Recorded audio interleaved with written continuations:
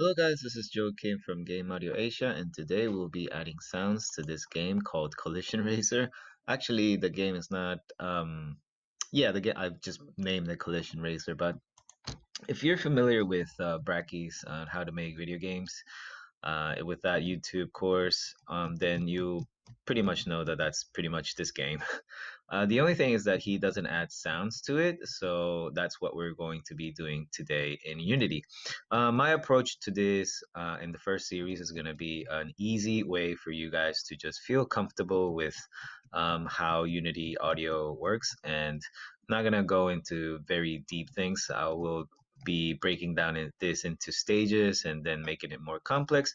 But for the meantime, just so you get your uh, just so you get a taste of how to work with audio in Unity and some scripting, then please check this video out, and hopefully that will work out and be helpful for you. So tag along and let's move along.